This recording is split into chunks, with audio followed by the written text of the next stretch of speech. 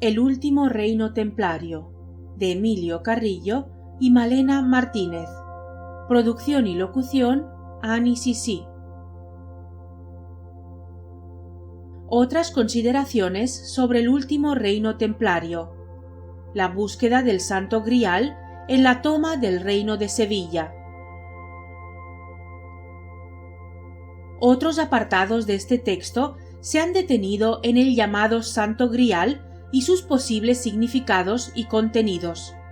Pues bien, para desconcierto de muchos estudiosos del tema y otros que no lo son tanto, puede afirmarse que la llamada tradición griálica cuenta con una fuerte presencia histórica dentro de la actual Andalucía, particularmente en Jaén y sus alrededores. Y no solo se trata del misterioso Grial, sino que esta pista histórico-territorial también aporta datos y reflexiones acerca del paradero de la enigmática Mesa de Salomón. En el conjunto de las distintas tradiciones griálicas extendidas por toda Europa, la búsqueda del cáliz usado por Cristo en la Última Cena recorre, además de la consabida Bretaña, gran parte de la cuenca mediterránea, desde Palestina hasta el Atlántico, enlazando con tradiciones similares de otras culturas, como la del Arca de la Alianza y la Mesa de Salomón, pertenecientes a la tradición judía. El Santo Grial sería, en definitiva, para aquellos que creen en su poder, el recipiente capaz de transmitir cualidades divinas a todo lo que contiene. Sus orígenes más remotos se pueden rastrear en las pinturas rupestres, que según algunos representaría una vulva femenina, símbolo de la fertilidad y recipiente del misterio de la vida, y que después se transformaría en un triángulo invertido, hasta pasar más tarde, según la mística hermética, a ser una copa, un cáliz. La búsqueda de este objeto sagrado da lugar en Centro Europa a la leyenda de los caballeros de la tabla redonda en la mítica corte de Arturo, cuyas hazañas ocupan buena parte del imaginario colectivo europeo a lo largo de toda la Edad Media, y que ha tenido gran repercusión a través de los siglos, incluso hasta hoy día, que sigue siendo tema recurrente de libros, películas, documentales, etc. Como se acaba de resaltar, en la región andaluza, la tradición griálica se concentra sobre todo en Jaén y sus alrededores, lugares donde la Orden del Temple consiguió asentarse a mitad del siglo XIII, acompañando al rey Fernando III en su expansión territorial por tierras de Al-Ándalus. Más específicamente, el recorrido comienza en el barrio de la Magdalena de la ciudad jienense, donde existe viva la leyenda de un terrible dragón que aterrorizaba al vecindario y que fue vencido por un condenado a muerte que negoció su perdón a cambio de liberar a la ciudad de aquel peligro. Juan Eslava Galán atribuye al dragón la función de guardián de la entrada a una cueva del monte de Santa Catalina, donde se custodiaba una mesa de oro y piedras preciosas, la Mesa de Salomón, otro de los objetos unidos al Santo Grial en la mítica tradición. Por otra parte, en una fuente del barrio existe un monumento al lagarto legendario, y en la iglesia de San Ildefonso se exhibe la que dicen fue su piel. Igualmente, en el arco del manantial de la Magdalena se ubica, según cuentan, el lugar por el que salía la fiera. Otra de las claves mágicas presentes en Jaén debe su nombre al árabe Shawen, santuario, y se halla en el mismo barrio de la Magdalena, donde en muchas de sus casas se encuentra el nudo de Salomón, un triángulo formado por la unión de 3 círculos, emblema secreto que usaban para reconocerse los seguidores del rey, considerado por muchos como el autor del Cantar de los Cantares.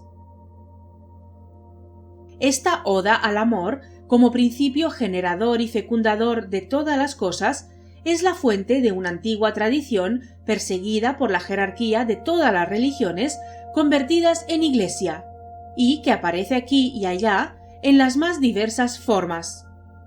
Una de ellas son las llamadas Galactotrophusae, esto es, las vírgenes de la leche, vírgenes estas que cuando amamantaban a sus hijos les transmiten la esencia divina. A este estilo pertenece, precisamente, Nuestra Señora del Soterraño, la imagen llamada ahora Virgen de la Antigua, que se venera en la capilla mayor de la Catedral de Jaén. Mesa de Salomón, Santo Grial, oro y piedras preciosas. Jaén resulta ser una tierra pródiga en leyendas de tesoros escondidos. En la capital existe otra leyenda relativa a un tesoro oculto. Se trata de la casa a la que se halla adosada la hornacina del Cristo de los Tres Huevos. También en los alrededores de la ciudad, en los caseríos de Mariblanca y Pilatos, y en el Cerro de Pitas, nombre alusivo a las gallinas y sus correspondientes huevos de oro que encuentran en su picoteo el lugar del tesoro enterrado. Por otra parte, en las afueras de Jaén, yendo hacia el sur y buscando la sierra de Otiñar, existe un centro de hallazgos arquitectónicos. Aquí, en el Cerro Veleta, luce un antiquísimo dolmen, y al sur, en el barranco de la Tinaja, la Cueva de los Soles, con grabados prehistóricos que representan una Venus, de nuevo una diosa de la fertilidad rodeada de soles. Y volviendo hacia Jaén, dirigiéndose al norte por la carretera local de Cuevas, hacia el cerro de Perulera, cerca de un cortijo de idéntico nombre, en la cima del cerro y junto a una vieja encina, se ubica una gran piedra semienterrada con forma de esfera casi perfecta. ¿Quiénes y cómo consiguieron colocarla en este lugar? La respuesta a esta cuestión entra en el ámbito del misterio. Pero este comienza a adquirir otro significado si unimos estos puntos y junto a otros como los cerros de Pitas y Canteras, la fuente de la Peña o la Virgen Blanca, los posicionamos sobre el mapa. Se puede comprobar así que definen una línea recta perfecta de 12 kilómetros de longitud, flanqueada por 3 puntos simétricos y equidistantes a cada lado, semejante en su diseño al llamado árbol sefirótico de los cabalistas. Otras numerosas localidades jienenses esconden igualmente claves de carácter mágico o leyendas arraigadas en la memoria colectiva, como la muy conocida del municipio de Belmez, a poca distancia del pico Mágina, un monte cónico que fue lugar de culto desde la antigüedad, donde vienen apareciendo desde hace unos 20 años y sin interrupción hasta hoy día, misteriosos rostros en la cocina de una casa particular. Estas extrañas caras de Belmez, que surgen una y otra vez en el cemento del suelo, han sido estudiadas por numerosos investigadores sin que, hasta ahora, hayan conseguido encontrar explicación científica alguna al fenómeno. Para terminar, añadir que en la vecina ciudad de Córdoba, a medio camino entre Jaén y Sevilla, también el temple tuvo su emplazamiento centrado, al parecer, en la Torre de la Calahorra. El recinto acoge en la actualidad un centro de diálogo de las tres culturas, islámica, hebrea y cristiana, cual si se tratara de la versión moderna de los ideales sincréticos de los templarios. Los hombres mueren, pero los ideales sobreviven. Es el mejor epitafio para aquellos que se esforzaron tanto en su divulgación. Merecen ser recordados por sus proezas y su tesón. Y podría decirse que las piedras guardan la memoria de unos hechos y también hablan, quizá incluso atraen a otros hombres para perpetuar esta sublime memoria. La Peña de Al-Ahar y la Gruta de las Maravillas. Dando un salto geográfico desde Jaén al sur de Badajoz y al norte del antiguo Reino de Sevilla, zonas, como ya se han visto, donde el temple tuvo una intensa presencia, la tradición esotérica templaria constituyó para el insigne erudito Arias Montano el símbolo de la serpiente que se muerde la cola. El Ouroboros. Y significó su retorno a los orígenes, pues había nacido en Frenegal de la Sierra, donde su padre fue relator de sentencias y notario del Santo Oficio. Toda una ironía del destino, pues con el transcurso de los años a punto estuvo Arias Montano de ser juzgado por esta nefasta institución. Benito Arias Montano, 1527-1598. Se formó humanísticamente en Sevilla y llegó a ser uno de los más destacados eruditos y escritores de su época, si bien no es demasiado reconocido por cultura española del Renacimiento. Fue contemporáneo del rey Felipe II, quien le honró con su amistad y le protegió de las continuas pesquisas de la Inquisición.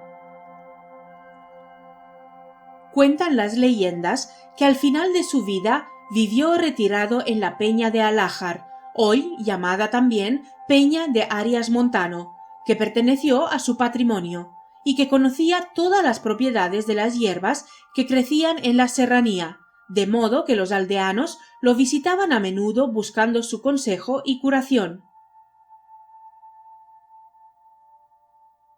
Y en su pueblo natal se conserva respetuosamente la que, al parecer, fue su casa en la villa. Es cierto que se trata de un personaje cargado de enigmas, y no es objetivo de estas páginas entrar en su historia personal.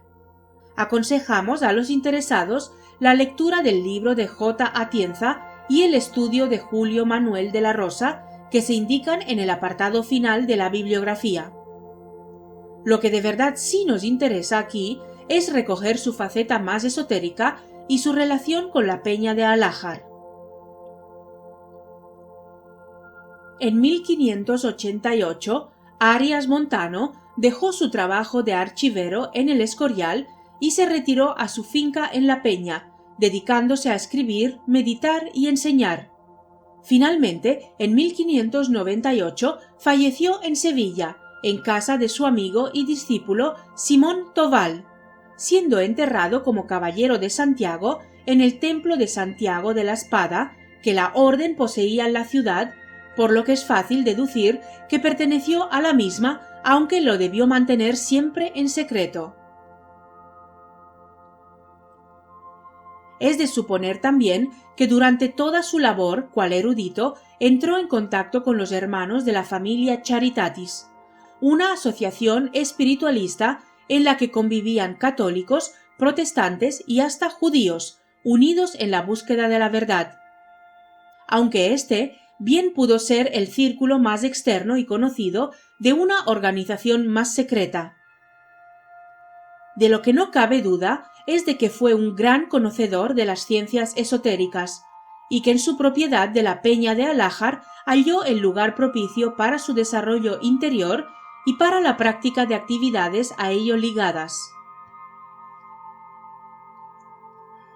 Es significativo el hecho de que aquel lugar ya tenía una antigua tradición popular en torno a una ermita dedicada a la Madre de Dios, bajo la advocación de Nuestra Señora de la Peña.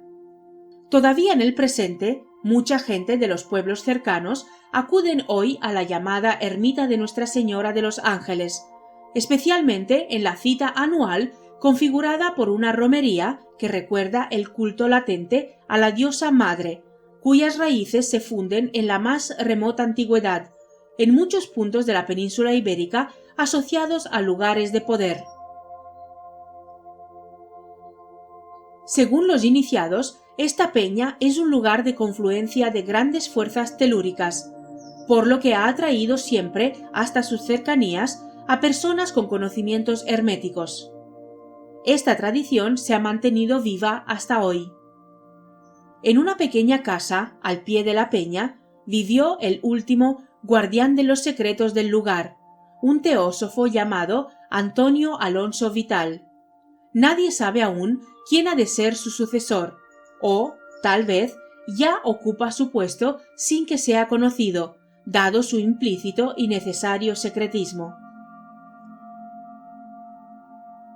Resulta seguro que Arias Montano tuvo conciencia de las cualidades energéticas de la tierra a la que se retiró.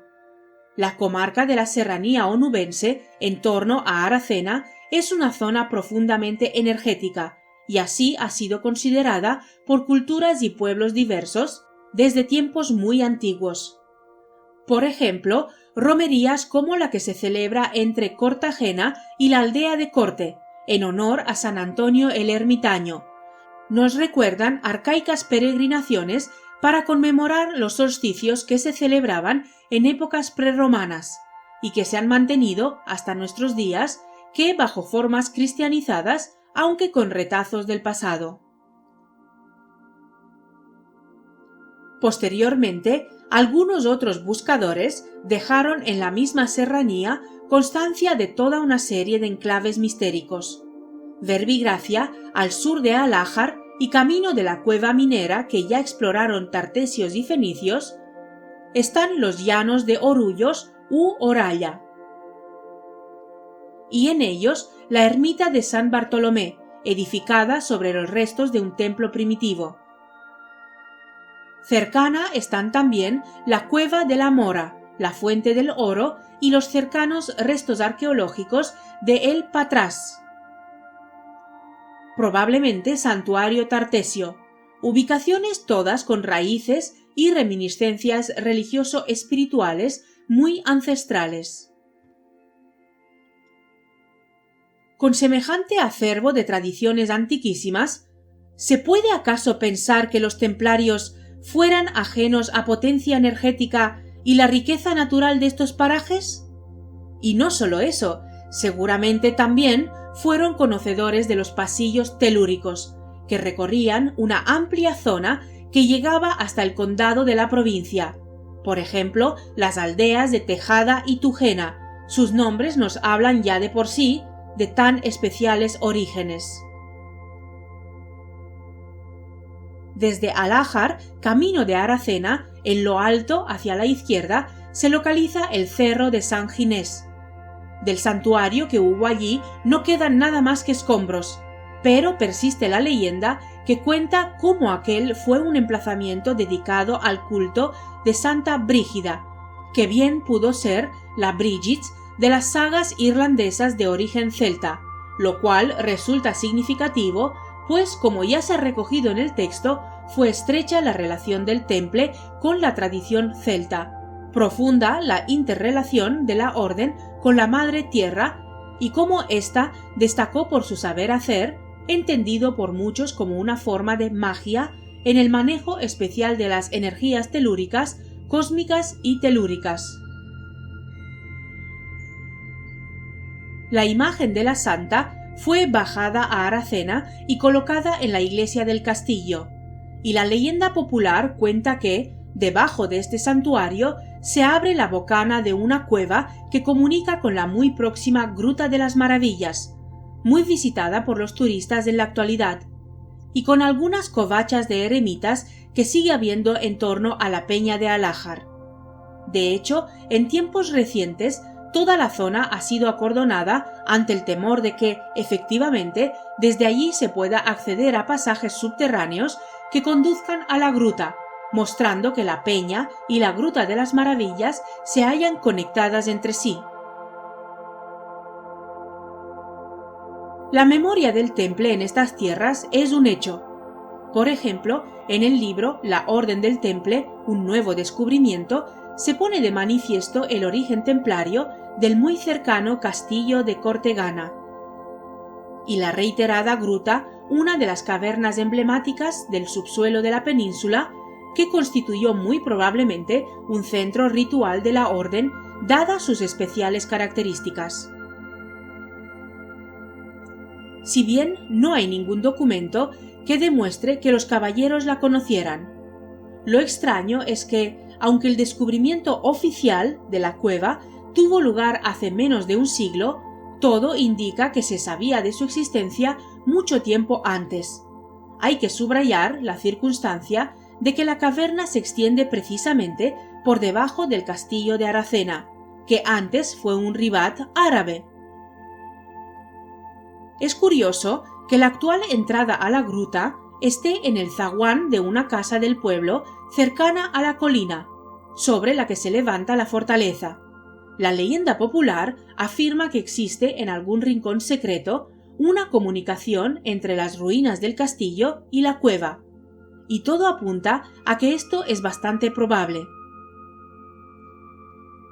El Temple siempre buscó instalar sus emplazamientos en puntos ancestralmente sagrados, conscientes de su poder magnético, o bien en lugares donde corría el agua por el subsuelo. El agua transmite la energía telúrica entre sus partículas, por lo que no sería de extrañar que esto se diera allí realmente. Existen muchos pozos subterráneos en toda la zona. Para confirmar estas teorías, merece la pena fijarse en los nombres actuales de algunos de los salones que tienen estas cuevas.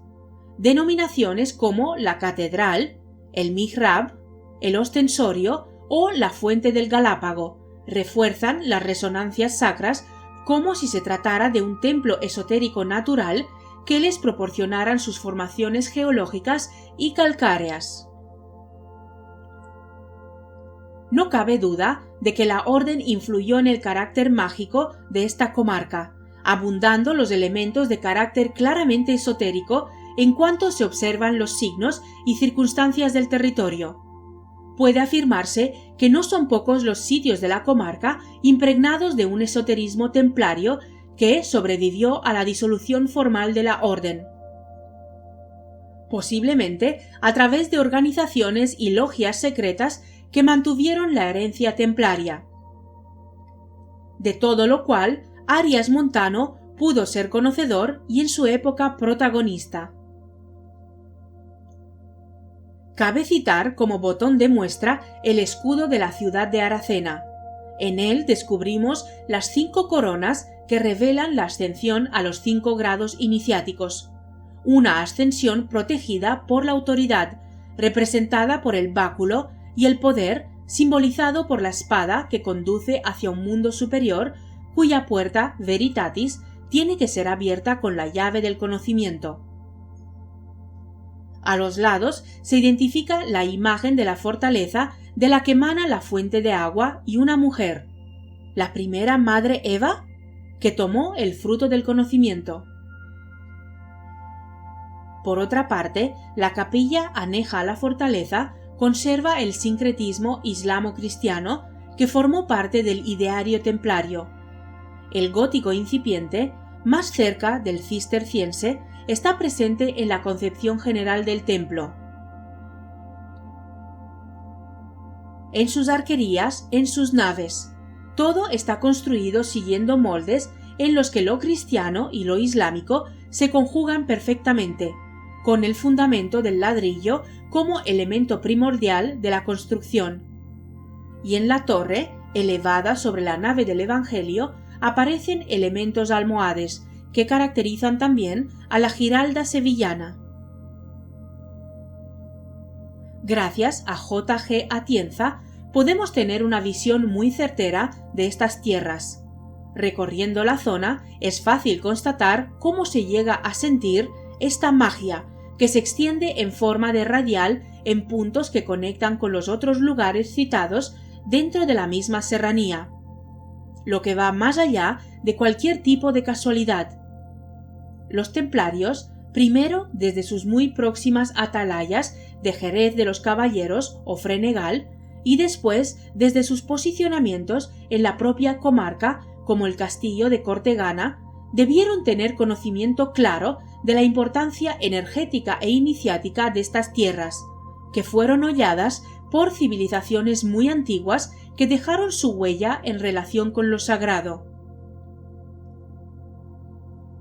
La orden fue receptiva a esta realidad más espiritual y supo utilizarla como tantos otros en el más remoto pasado. Al fin y al cabo, fueron herederos de tradiciones tan antiguas como las de esta misma serranía al norte del reino de Sevilla, pues no en balde dice la leyenda que las minas del rey Salomón se hallaron en Tarsis, esto es, en las minas de Río Tinto pertenecientes a estas. Nada es fruto de la casualidad. ¿No encontraron los tesoros que Salomón ocultó en su templo? De igual modo, pudieron conocer el emplazamiento de las famosas minas de las que se surtía para su enriquecimiento, o tal vez para algo más. Todo está relacionado y es perfectamente lógico que sea así. Las minas contenían metales valiosos y han seguido siendo explotadas hasta hace poco. Además de ser utilizados en usos de todo tipo, sabemos que los metales también emiten vibraciones energéticas que no pasaron desapercibidas ni para Salomón ni para el grupo esotérico al que perteneció. Tampoco, posteriormente, a la Orden del Temple. Debe apuntarse, sin embargo, que los fines que persiguieron los iniciados fueron desconocidos para la gran mayoría de los caballeros templarios, y por supuesto para el pueblo en general. Podría afirmarse que, con el tema de las minas de Río Tinto, tenemos un enigma más por resolver. Y en la isla de Saltés, en el próximo capítulo, quizás se encuentren algunas pistas al respecto. Un templario, primer arzobispo de Sevilla. Para concluir este capítulo, dedicado a otras consideraciones relativas al último reino templario, es muy poco conocido el hecho histórico de que el primer arzobispo de Sevilla fue un caballero templario, el infante Felipe, hijo del rey Fernando III el Santo, y que renunció al cargo y a su condición eclesiástica para contraer matrimonio con una princesa noruega, Cristina. Y es que Fernando III y Beatriz de Suabia tuvieron 10 hijos, 3 hembras y 7 varones. El primogénito, Alfonso, estaba llamado a la sucesión en el trono, cosa que efectivamente hizo tras la muerte de su padre, en 1252, como Alfonso X, apodado por la historia como el Sabio. Pero para el resto de la progenie había que buscar otros horizontes. Estos oscilaban entre un buen matrimonio para las mujeres y la carrera militar o religiosa para los hombres, aunque siempre con el telón de fondo de la influencia social y política que correspondía como descendiente del monarca.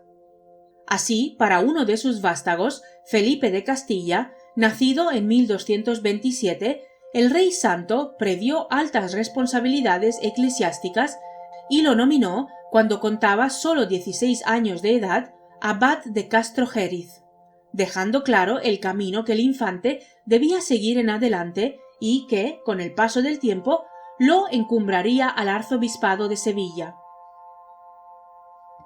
En 1243, al poco de su designación como abad, los tutores de Felipe aconsejaron a su padre que el infante perfeccionara sus estudios en la ya muy prestigiosa Universidad de París, y desde luego acertaron en la elección en cuanto a calidad de la enseñanza, si bien no valoraron adecuadamente el contenido y características de ésta, pues el contexto intelectual y el clima docente parisino se ajustaban muy poco al perfil e intereses de la sobria corte castellano-leonesa. Lo primero a destacar es que la obra de Averroë, Ibn Rushd, hacía furor en la Universidad de París. Tanto predicamento tuvo que, en 1277, el obispado parisino se vio forzado a condenar 219 tesis averroístas. Igualmente, que ésta era considerada como principal cantera donde obtener nuevos y acreditados miembros por parte de las más significativas órdenes religiosas y religioso-militares. Y, por último, que allí impartían docencia personajes tan singulares como el dominico Alberto el Grande, San Alberto Magno. Este fue precisamente el maestro de Felipe, quien además hizo amistad con su compañero de estudios Tomaso d'Aquino, Santo Tomaso de Aquino. Y si Aquino, influenciado por Alberto, entró en la orden de los dominicos en 1244, Felipe lo hizo en la Orden del Temple en 1245 al cumplir 18 años. Bajo los auspicios del Temple, Felipe completó su formación con saberes que no se aprenden en aulas universitarias. En especial, le subyugó la tradición de las vírgenes negras, apreciando particularmente la elevada simbología de la Virgen de Roca Amador. Conocimientos y predilección que trajo en su equipaje al retornar a tierras castellanas, en las que impulsó la devoción por la citada imagen. Probablemente esta preferencia del infante por la Virgen de Roca Amador explique la presencia del magnífico fresco a ella dedicado que, tapado por un manto de cal, se hallaron durante las obras de restauración del segundo Alcázar de Sevilla, el de Don Fadrique, en lo que hoy se conoce como Convento de Santa Clara. Felipe fue canónigo de las catedrales de Burgos y Toledo y abad de la Colegiata de Valladolid, y viajó a tierras hispalenses para incorporarse al largo asedio de la Sevilla musulmana, que tan acertadamente ha descrito Genaro Aranda en su novela Sevilla para Castilla, Ituchi, siglo XXI, Sevilla 2008. Tan orgulloso estaba Fernando III de la talla intelectual alcanzada por su hijo, que lo designó obispo de la ciudad antes de su conquista en noviembre de 1248. Y, tras esta, lo presentó de manera inmediata como arzobispo de Sevilla, aunque pendiente de la edad canónica para el cargo, procurator ecclesia hispalensis, pues con solo 21 años carecía del mínimo pertinente para tan alta dignidad. En tanto, fue nombrado administrador de la diócesis del obispo de Segovia, Raimundo de Losana, don Remondo. Y hubo que esperar hasta 1252 para que llegara desde Roma la confirmación de la investidura por el Papa Inocencio IV. Con su hermano Alfonso X ya como rey, Felipe recibió el anillo y la miltra arzobispal el 24 de agosto de 1254. La Orden del Temple tenía motivos para sentirse orgullosa. Un caballero templario ocupaba el arzobispado de Sevilla y era la primera persona en hacerlo después de más de medio milenio de adscripción islámica de la urbe. Pero la historia no termina aquí, pues la educación recibida por el ahora arzobispo lo había hecho una persona poco dada a convencionalismos. Así, en 1257, Felipe asistió a unos festejos organizados por Alfonso X en el Alcázar de Sevilla y quedó prendado de una de las invitadas, Cristina Håkonsdatter, hija del rey Haakon IV de Noruega, nacida en Bergen en 1234. Había viajado a España para contraer matrimonio con un miembro de la Casa Real castellana que quería sumar Noruega al listado de apoyos que Alfonso X necesitaba para ser nombrado emperador del Sacro Imperio Romano Germánico.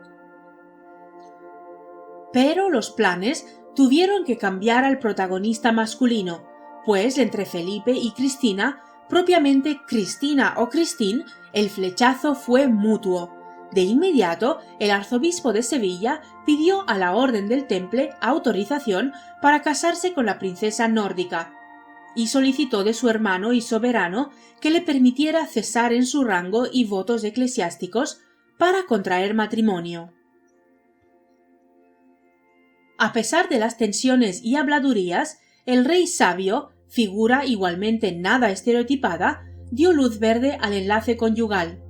y lo mismo hizo el prior del Temple asentado en Sevilla, otorgando a Felipe la condición de caballero terciario, esto es, casados que se mantenían asociados a la orden y que al morir dejaban a ésta sus propiedades. De este modo, Felipe y Cristina contrajeron matrimonio el 31 de marzo de 1258. 3 años y medio después de recibir el anillo arzobispal, Felipe lo cambiaba por el nupcial. La ceremonia se celebró en la Colegiata de Valladolid, aunque la pareja fijó su domicilio en la capital hispalense. En mayo de 1259, don Remondo ocupó el sillón arzobispal dejado vacante por Felipe. Cristina Hakonsdatter falleció en Sevilla en 1262, solo 4 años después de la boda, sin dejar descendencia.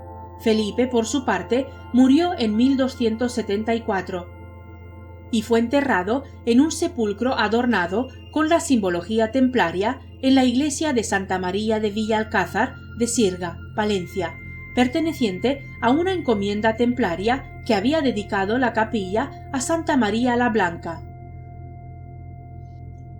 Tras la defunción de Cristina, Felipe volvió a contraer matrimonio y por 2 ocasiones, primero con Inés Rodríguez Girón, que falleció poco después de las nupcias, y posteriormente con Leonor Rodríguez de Castro, con la que tuvo un hijo, Felipe de Castilla y Rodríguez de Castro, que murió siendo niño.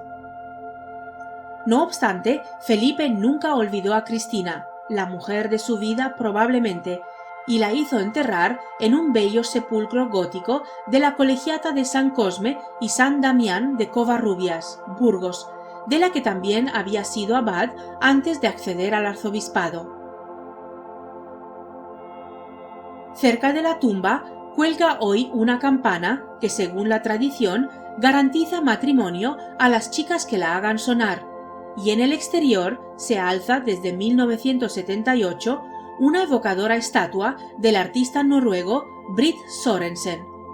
Por cierto, que en 1958 fue abierto el sepulcro y apareció la momia de la princesa con el pelo amarillo, las uñas rosadas y los dientes aún blancos, amén de un pergamino con una receta para el dolor de oído. La Fundación Princesa Cristina de Noruega honra desde 1992 su memoria e intenta cumplir el deseo de la princesa de que se construyera en su tierra de acogida una capilla a San Olaf. Cuna de vikinga, tumba de infanta. La novela titulada La cúpula del mundo, de Jesús Maeso de la Torre, se detiene en la vida de Cristina de Noruega, quien pasó de los hielos y de las brumas de Noruega al sol y los campos de Castilla y Andalucía. De Tonsberg a las Huelgas, de una cuna sobre los fiordos a una tumba en Covarrubias. Y es que las peripecias de la hermosa princesa Hiperbórea, descendiente de vikingos, no tienen nada que envidiar a un cuento medieval, ni siquiera a las de la gran vikinga de ficción, la reina Sigrid del capitán Trueno. Si la heroína de los tebeos era hija del rey Thronwald de la legendaria Thule, nuestra Cristina lo era, como ya se ha reseñado, del gran Hakon IV, el Viejo de Noruega, al que debemos no solo la unificación definitiva de su país, sino la célebre carrera de esquíes conocida como la Birkebeiner-Rennet, que conmemora su salvación de niño durante las guerras civiles en brazos de 2 grandes guerreros y esquiadores pioneros, Skevla y Skruka. Cristina tuvo a su trueno en la persona del infante Felipe. Su hermano Alfonso X la envió a buscar a sus frías tierras en el marco de su política de alianzas dinásticas para consolidar sus aspiraciones imperiales en Europa. Se cuenta que sufrió mucho fuera de sus tierras de origen y que, como las ondinas de los cuentos de hadas, murió de melancolía.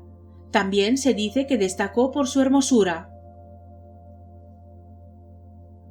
¿Era de verdad bella la chica del país del norte? Jesús Maeso nos dice que sí, aparte del testimonio de Sturla Thorson en su saga sobre Hakon, Hakornarsson, el nombre en nórdico antiguo del padre. Parece que Jaume I, que era un gran galanteador, le tiró los tejos cuando la comitiva noruega hizo escala en Barcelona, camino de la corte de Alfonso X. Maeso le imagina una vida infeliz a la noruega en la corte castellana. La de su padre, cristianizada, no era ya una corte propiamente vikinga, como la que escandalizó en el siglo X al viajero Ibn Fadlan, porque los reyes hasta tenían sexo en público con esclavas durante las audiencias. Pero debía de conservar un sano salvajismo que contrastaría con el encorsetamiento de las formas de la muy católica Castilla. Doña Violante, la esposa de Alfonso X, hija de otra princesa viajera, Violante de Hungría, era mujer de carácter, y no sería extraño que tuviera roces con la escandinava. Maeso la describe aún semipagana, como debía serlo gran parte de la sociedad noruega bajo el barniz cristiano, pero no era ninguna bárbara. Hablaba idiomas y venía de una corte culta, aunque claro, no comparable a las del sur de Europa, que eran ya prerrenacentistas. El choque cultural debió de ser grande. De su aspecto especula suspirando. Su nívea piel debía ser un asombro aquí y se decía que tenía los ojos profundamente azules del color del cielo de su tierra. Antecedentes remotos de la Catedral de Sevilla. Durante los más de 5 siglos de adscripción islámica del Reino de Sevilla se construyeron en la ciudad numerosas mezquitas. La primera, considerada como mezquita mayor, se erguió a comienzos del siglo IX, en tiempos de Abderramán II, 792-852, con una estructura de 11 naves que abarcaban una superficie de 2000 metros cuadrados. Como lugar para su edificación se escogió lo que históricamente venía siendo el centro neurálgico de la urbe, exactamente el sitio que actualmente ocupa la Iglesia del Salvador. Tuvieron que pasar más 300 años para que esta gran mezquita fuese relegada a un segundo puesto en importancia por la construcción de otra de superior porte, origen de lo que con el devenir de los siglos se convertiría en la Catedral Hispalense. Los daños que el terremoto de 1079 provocó en la primera mezquita mayor, y muy especialmente el crecimiento poblacional de Isbililla, llevaron a tomar la decisión de levantar la nueva gran mezquita, eligiéndose para ello unos terrenos considerados como sagrados desde muchas centurias atrás, pues previamente hubo allí una basílica visigoda, a la que precedió un templo romano y aún antes otro tartesio. Como minarete y principal hito arquitectónico de la nueva mezquita, se erigió la hoy llamada Giralda, símbolo por antonomasia de la Sevilla contemporánea. No hay datos ciertos sobre el inicio de su edificación, aunque se sabe que la obra se dilató en el tiempo y que la torre no estuvo completamente terminada hasta 1198, y ello gracias a 2 circunstancias: el empeño personal de Abu Yaqub Yusuf, califa almohade entre 1163 y 1184, y que para financiar su culminación se destinó una quinta parte del botín que los árabes ganaron a los cristianos en la batalla de Alarcos, 1195. Su talla inicial fue de 82 metros, aventajando a la Catubia de Marrakech y a la Torre Hassan de Rabat, y durante siglos fue la torre más alta de Europa y todavía en el presente. Con 97 metros de altura, debido a añadidos posteriores, lo continúa siendo de la ciudad. En cuanto a sus autores, se atribuye a 2 arquitectos y un alarife, Ahmed Abeb Baso, a quien se debe el planteamiento de la obra. Abu Bekr ben Zohar, que la dirigió, y Ali de Gomara, que colocó los adornos de ladrillo, respectivamente. No obstante, son numerosas las fuentes que citan a Abu Musaf Ja'far al-Sofi Heber. Según otros, su nombre fue Abu Abd Allah Jabir ibn Hayyan al-Sufi. Como diseñador tanto de la nueva mezquita mayor como de la Giralda. Verbi Gracia así lo sostuvo el erudito jesuita Juan de Andrés en el tomo 1 de su Historia de la Literatura, Madrid, 1784, editorial Verbum, Madrid 2000, que, citando a Zúñiga y a Nicolás Antonio, indica que la Giralda fue edificada como observatorio astronómico siguiendo instrucciones de Geber. ¿Quién fue este personaje? De su vida no hay demasiada información.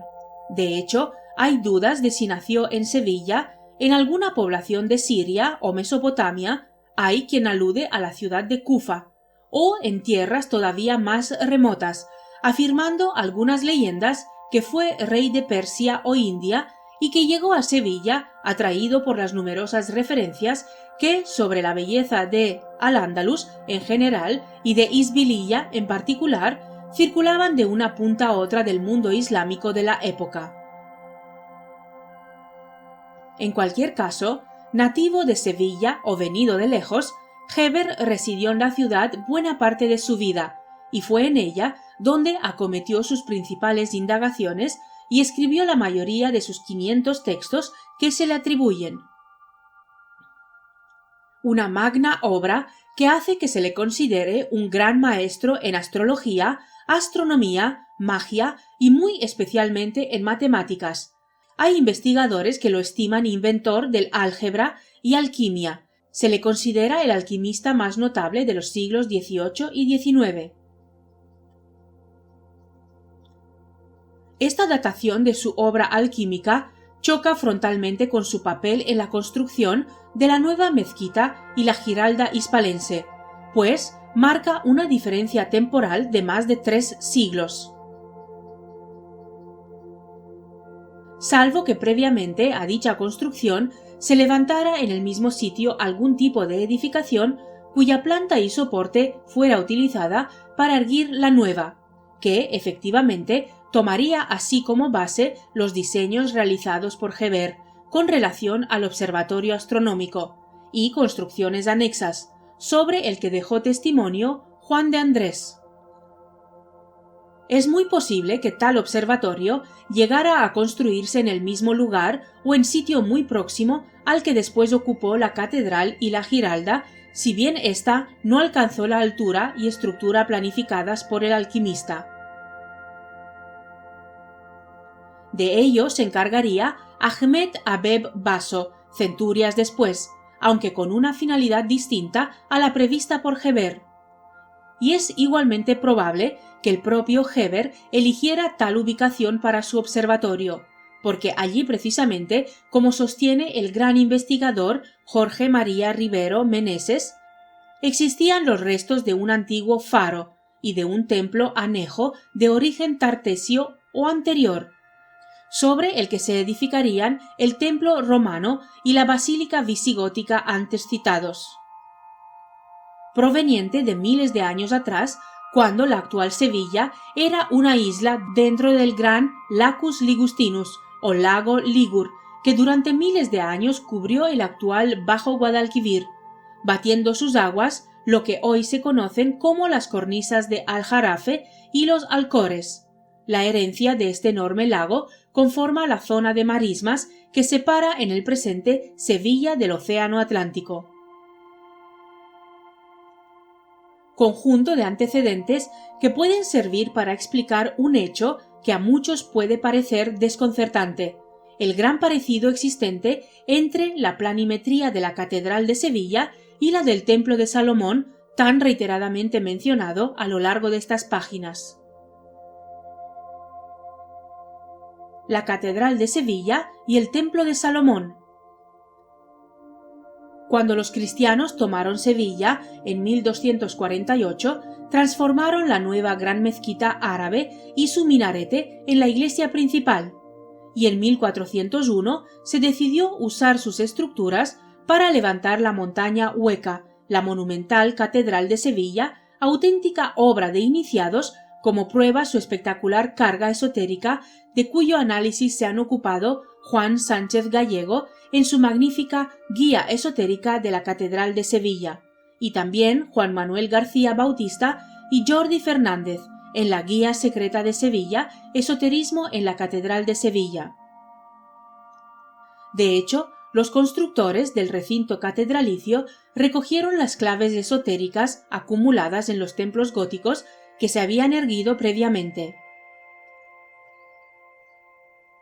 y llamaron para apoyar la obra y su ornamentación interior y exterior a iniciados tan destacados como Lorenzo Mercadante de Bretaña, que mantuvieron en alza la actividad iluminada en la ciudad durante los 119 años que duró la edificación. Pues bien, no hace mucho se difundió la noticia del hallazgo en Guipúzcoa de un plano a escala de la catedral hispalense. Al parecer, se trata del plano a escala más antiguo de la planta de la misma. Como es sabido, estos planos son utilizados por los arquitectos en sus construcciones, y los encontrados en Guipúzcoa fueron trazando las líneas de la iglesia gótica más grande de la catedral de su tiempo. Sin embargo, en aquellos siglos no se usaban dichos planos. Es por eso que la sorpresa sea grande entre los expertos, pues estamos hablando de la mitad del siglo XV. Comenta Begoña Alonso Ruiz, especialista de la Universidad de Cantabria, que junto con Alonso Jiménez Martín son los autores de la investigación sobre dicho hallazgo. Ver el diario El País de fecha 13 de junio de 2008, que puede tratarse del plano más antiguo que existe de un edificio así en España. La noticia en sí es bastante importante y no solo para los estudiosos y eruditos de temas universitarios, sino también para cualquier investigador no académico que se permita ciertas reflexiones. El examen de la planimetría encontrada permite llegar a la conclusión antes apuntada acerca del gran parecido existente entre la misma y la correspondiente al Templo de Salomón, lo que se puede comprobar superponiendo ambos planos, el ahora hallado y el derivado de la información existente relativo al famoso templo, por más que se puedan observar, como es lógico, algunas variantes. Lo primero que más de un lector se preguntará es dónde están las famosas columnas del Templo de Salomón, Jaquín y Boaz. La respuesta es bien simple: existen, pero se encuentran dentro de la Catedral de Sevilla. Solo hay que entrar por la puerta oeste para percatarse de que nos hallamos ante esas dos inmensas columnas, si bien es cierto que, en este caso, sostienen la base de este templo y no son mero símbolo, como lo fueron en el Templo de Salomón, ni se hallan en el exterior del mismo. Además, tampoco son las dos únicas columnas, pero esto, como el recubrimiento externo o el modo en el que están dispuestas, no debería confundirnos. Aún así ubicadas, sigue existiendo un orden cósmico, el mismo que debió concebirse para la construcción del Templo de Salomón. Es más, este plano ha de considerarse un plano a escala cósmica de otros lugares sagrados del planeta, como ocurre en la teoría de la física cuántica con los llamados fractales. Las estructuras geométricas se repiten una y otra vez en la configuración de la vida, tanto en lo pequeño como en lo grande. Y así, la forma del caparazón en el caracol sigue el mismo esquema que la forma en espiral de nuestra galaxia. Y si, usando las nuevas tecnologías, se superpusiera este mismo plano a gran escala en relación a templos de toda Europa, Asia y África, se comprobarían como muchos de ellos coinciden con las llamadas capillas de la Catedral de Sevilla. Podría usarse como ejemplo el plano realizado por Isaac Newton y en el libro que él mismo publicó, siempre que establezcamos, claro está, su centro en el mismo punto en el que estuvo ubicado el antiguo Templo de Salomón, allá en Jerusalén. Actualmente es una mezquita, llamada la Cúpula de la Roca. Esta mezquita coincidiría con el Sancto Sanctorum del mencionado templo, que en la Catedral de Sevilla se corresponde con el altar mayor, que no por casualidad está en un lugar elevado respecto al resto. Cabe preguntarse qué puede haber debajo de ese altar mayor y qué misterios guardará dentro. Secretos dentro de secretos, estancias debajo de otras estancias que no han sido exploradas en tiempos modernos. Todos estos enigmas por resolver se mantienen ocultos. Pero eso no es todo. La famosa piedra o roca meteórica, el codiciado tesoro que guarda la Cúpula de la Roca, donde antes estuvo el centro del Templo de Salomón, tiene necesariamente que haber sido fragmentada y dispersada por muchos lugares del planeta a través del tiempo. Baste como ejemplo lo que viene ocurriendo con las piedras volcánicas del gran volcán de Tenerife, el Teide. ¿Quién puede negar que de los miles de peregrinos venidos de todo el mundo a lo largo de los siglos, estos no han podido ir llevándose trozos de ella como recordatorio, o mejor, como reliquia? Esto es lo que ha podido ocurrir exactamente. Obviamente, semejante proeza no pudo estar al alcance de cualquier peregrino, pero sí de esas órdenes religioso-militares y de algunos reyes durante los siglos XI al XIII, período de cruzadas. ¿Acaso no podría ser que la Catedral de Sevilla también escondiera alguno de esos fragmentos de la piedra milenaria y prodigiosa? ¿Tal vez esta piedra tuvo propiedades curativas? ¿O bien pudo suceder que se le atribuyera otra clase de poderes? Nadie sabe cuál es exactamente su composición interna y para qué sirve, aunque todos conocen que hicieron y siguen haciendo prodigios. Pues bien, ¿qué pudo haber ocurrido con esos fragmentos y para qué han podido ser usados? Sería una buena idea seguir su trayectoria para hacerse una idea más global y completa del por qué a algunos lugares se les ha llamado sagrados o lugares de poder. Curiosamente, todos o casi todos tienen piedras también caídas del cielo. Las catedrales fueron construidas por una hermandad llamada de los maestros constructores. Es sabido que fueron impulsadas por la Orden del Temple cuando éste vuelve de Jerusalén, con conocimientos nuevos que mantienen ocultos a todos menos a aquellos a los que se les reserva y que forman una fraternidad con un grave compromiso de guardar sus secretos. Todas las catedrales guardan o esconden no solo una semejanza simbólica en su forma geométrica, sino que también podría ser que la piedra angular fuera un fragmento de la piedra por excelencia, la del Templo de Salomón. De ese modo se transfería una energía que conecta unas con otras, y eso forma parte del plan que llevaron a cabo quienes las construyeron. Este debió ser todo un plan cósmico, un plan de amor hacia la humanidad, aunque resulta extraño para algunos oídos, a la que se le pudo dar un mapa plano con el fin de alcanzar las claves del conocimiento hermético. Claves que conducirían a su comprensión como seres cósmicos y que fueron traídas o proyectadas hacia la Tierra por algo y para algo. ¿Quiénes fueron nuestros progenitores y quiénes son nuestros mentores? Que cada cual saque sus propias conclusiones.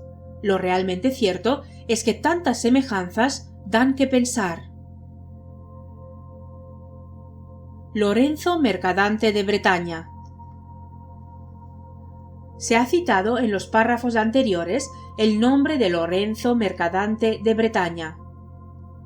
Se cierra este capítulo con unas breves referencias en torno a su figura, ya que ella misma y los trabajos que desplegó en la Catedral de Sevilla pueden servir para afianzar la carga energética y esotérica de la montaña hueca.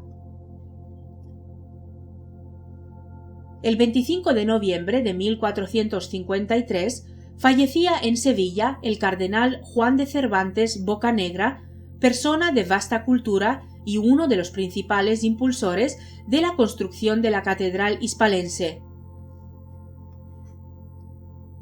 Hombre previsor, había dispuesto su sepultura en una de las capillas del recinto catedralicio, la de San Hermenegildo, encargando el sepulcro a un escultor extranjero que el propio Cervantes trajo a la ciudad poco antes de su muerte.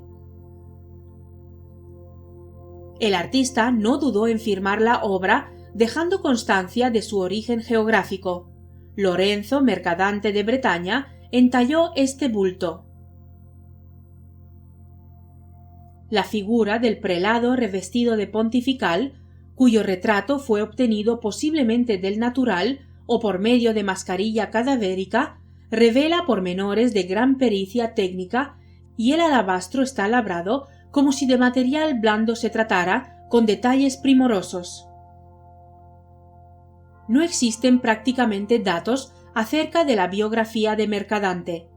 Escultor e imaginero de gran versatilidad, labró magistralmente el alabastro, la terracota y la madera. Se formó probablemente en los ambientes artísticos de Flandes, empeñados en impregnar de realismo naturalista las composiciones escultóricas.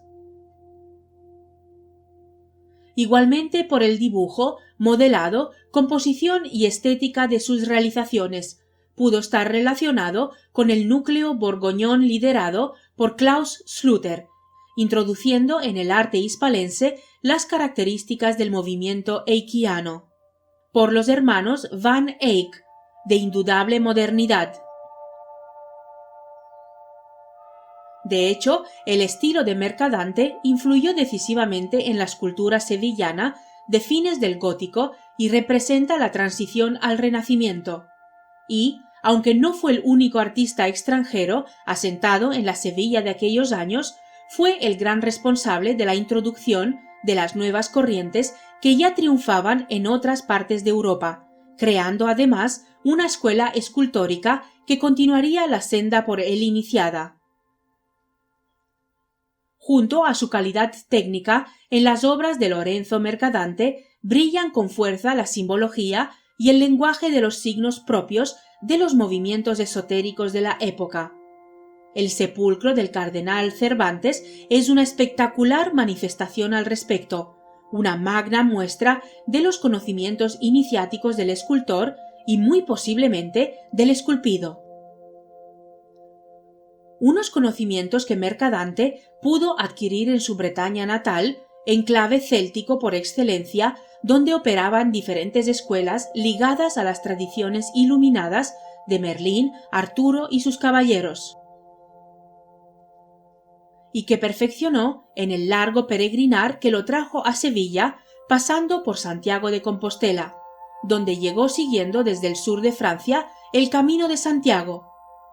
Desde la ciudad gallega hasta la hispalense hizo otra vez el camino, ahora a la inversa y en la versión de la Ruta de la Plata, dejando testimonio de su quehacer en distintos puntos del recorrido, como las vírgenes con niño que se exponen en el Museo de Cáceres y en el convento de Santa Clara de Frenegal de la Sierra, Badajoz, y la estatua yaciente del último prior del Temple en Aracena, Pero Vázquez, en la iglesia que la orden levantó junto al castillo de la localidad.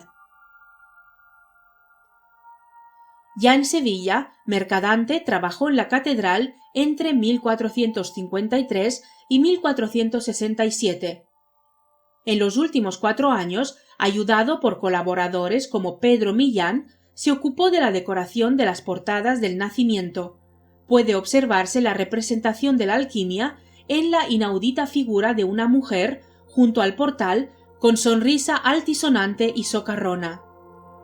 y del bautismo empleando barro cocido y alabastro y consiguiendo gran naturalidad y un suave modelado. Para estas dos puertas elaboró un total de 12 estatuas de bulto redondo. En el primer caso se trata de los 4 evangelistas, San Laureano y San Hermenegildo. En el segundo, los 3 santos hermanos y obispos, Isidoro, Leandro y Fulgencio, y las 3 santas, Justa, Rufina y Florentina. Antes ya había realizado en el edificio catedralicio trabajos en el cimborrio, que se derrumbó décadas después, y las tallas de Santiago el Menor, la Virgen de los Remedios y la de la Cinta, y, por supuesto, la que fue su siguiente obra tras el sepulcro de Cervantes, el grupo de la Virgen del Madroño, terminado en 1454. Aquí se vuelven a observar los contenidos esotéricos de su quehacer artísticos. Así, la Virgen, con semejanzas a la sacerdotisa del arcano segundo de Tarot, tiene el pecho izquierdo al aire y lo sujeta con su mano derecha en actitud, cual Isis egipcia, de derramar la leche de la sabiduría sobre el niño o neófito que sostiene en la izquierda. Este, por su parte, mira al espectador y señala la rodilla izquierda con su misma mano, haciendo con la derecha el signo de la liebre, animal desconfiado por naturaleza y que, para esconderse, se entierra, utilizado iniciáticamente para advertir la existencia de algún secreto que se puede descubrir siguiendo el mismo camino que el del ocultamiento. Por fin, un ángel arrodillado le ofrece un cesto de madroños y señala entre sus ropas la letra hebrea Get, de valor numeral 8, que es la firma secreta de Mercadante y que enlaza con el protagonismo que dicho dígito, como se expone en otros epígrafes de este texto, ostenta en todo el recinto catedralicio. Es de lamentar que, por falta o desconocimiento de la documentación, no se tenga certeza absoluta de la realización por Mercadante de otras obras que tradicionalmente se le asignan, pero alguna vez surge la sorpresa. Recientemente se descubrió en Sanlúcar la Mayor, Sevilla, una escultura de San Miguel en barro cocido cuya factura y calidad han hecho estimar a los especialistas que fue realizada por Mercadante. No obstante, además de las ya citadas, se le atribuyen las siguientes: San Simón en la parroquia de San Andrés, Sevilla; San Miguel Arcángel en el Museo de Arte de Cataluña, Barcelona; Vírgenes en el Monasterio de Santi Ponce, Sevilla; Museo de Bellas Artes de Sevilla; Bolullos de la Mitación, Sevilla; Ermita de la Fuensanta, Córdoba; y Convento de la Merced de Jerez de la Frontera, Cádiz. Esta última talla, conocida como la Virgen del Pajarito, debido al pelícano que el pequeño Jesús sostiene en sus manos, destaca también por su simbología esotérica. En definitiva, la venida a Sevilla desde tierras remotas de Lorenzo Mercadante ni puede ni debe ser tildada de casualidad. Fue llamado a la urbe hispalense por iniciados como él, que con gran seguridad tenían la base de sus convicciones y conocimientos en la herencia templaria que seguía viva en la ciudad.